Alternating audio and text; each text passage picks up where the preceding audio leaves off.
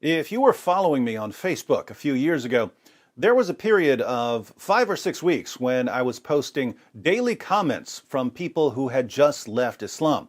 I would skim through all of my YouTube comments every morning and take screenshots of the ones that said, "Hey, I just left Islam after watching your videos." Just by going through my YouTube comments, I was able to post anywhere from 1 to 3 messages a day from new ex-Muslims. I couldn't keep that up very long because going through all of my YouTube comments was pretty time consuming. It would be impossible now because I'm getting way more views. So, I don't see most of my YouTube comments now, but I still see lots of comments from ex-Muslims. One of the things I find really interesting is when someone leaves Islam almost instantly. That's rare. If you've been trained all your life to believe that Muhammad is the greatest man who ever lived and that the Quran is filled with amazing scientific knowledge, it usually takes a while to undo the indoctrination. But every once in a while, you see someone who leaves Islam in 15 minutes or less. I was speaking just outside of Baltimore a few years ago. This was when Nabil was vlogging about his battle with cancer. A woman came up to me and asked if I could give a book to Nabil. Then she told me I should meet her husband, who was a former Muslim. So her husband came over. They were an African-American couple. He still had an Islamic beard. And they told me that she spent years trying to show him that Islam is false and that Christianity is true. She would watch Nabil's videos and my videos, and then she would go share what she learned with her husband. He eventually left Islam and became a Christian. Now, before some of you young Christian ladies get any brilliant ideas about marrying a Muslim and converting him, I have to point out that this is one of the only times I've ever seen this situation work out well. Well over 99% of the stories I've heard about a Christian woman marrying a Muslim man ended in disaster. But this one had a happy ending. The man became a Christian. Then he said to her, "I have to tell my brother about this." He and his brother had been raised by parents who had converted to Islam back in the 1960s when it was somewhat popular in the African American community to convert to Islam. What was the message that Muslim preachers preached to convince African Americans to convert to Islam? As always, Islam was adapted for a specific audience. Christianity is the white man's religion. Christianity enslaved the black man. Islam liberates the black man. Muhammad abolished slavery. Convert to Islam and stick it to whitey. Lots of African Americans converted. Unfortunately, most Muslim sources hadn't been translated into English, so there was no way for people to know if that message was correct. Fast forward to today, when we have open access to Islam's most trusted sources. The young ex-Muslim I met in that church near Baltimore told his wife, "I have to tell my brother about this." His wife replied, "Whatever you do, don't send him any David Wood videos. You're just going to make him mad." He said, "No, I have to." So he sent his brother a link to my video, Muhammad, the White Prophet with Black Slaves.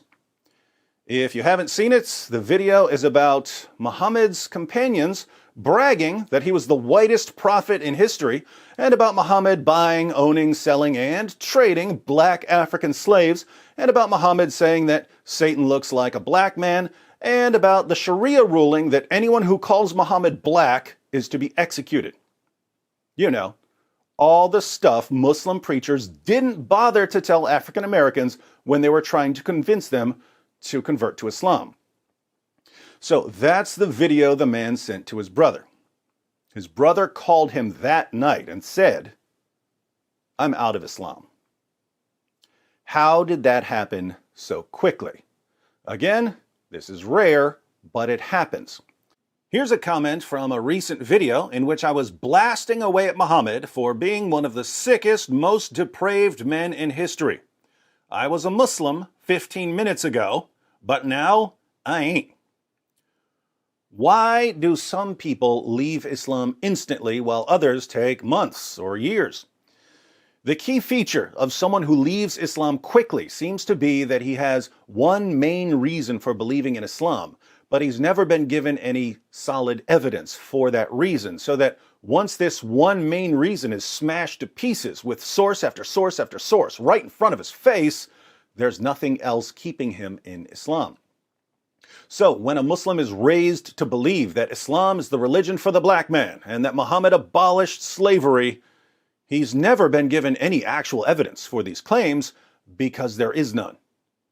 If you come along all of a sudden, giving him source after source after source, showing him that Muhammad was white and that he bought, owned, sold, and traded black African slaves, and that his followers institutionalized black African slavery 1,000 years before the United States even existed, you've just shattered his case for Islam.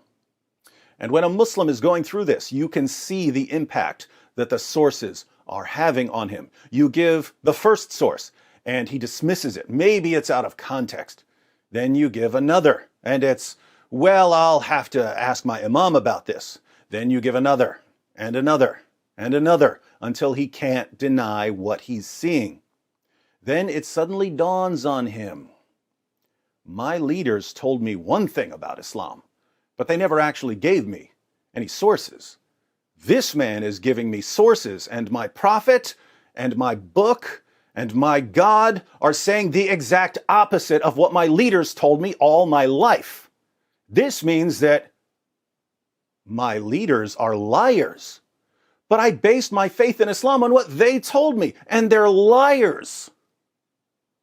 I'm done with this religion. Or someone is told all his life that Muhammad was the greatest man who ever lived. But what evidence was he given for this claim? None. He just heard it a bunch of times.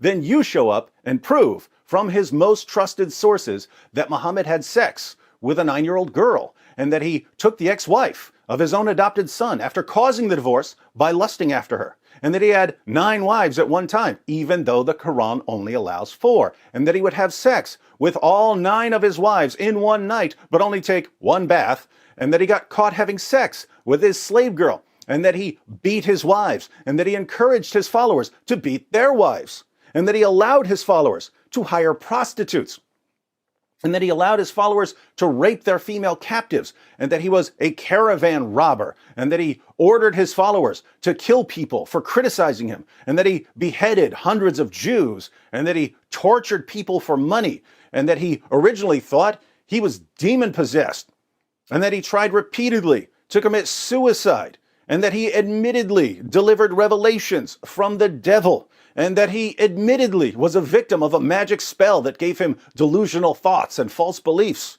and that he was constantly covered in semen, and that he sucked on little boys' tongues.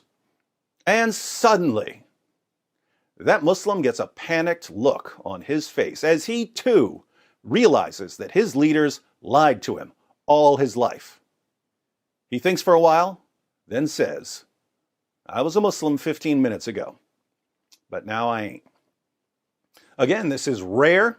If you have a Muslim friend and you want to show him that Muhammad was a false prophet, you should be thinking long term, months or years. But if you ever notice that your Muslim friend only has one particular reason for believing in Islam, and you see that he has no real evidence for his belief, you might want to start stockpiling sources, Quran quotes, hadith passages, and once you've built an arsenal against that one particular reason, sit down with your friend and say, can I have just 15 minutes of your time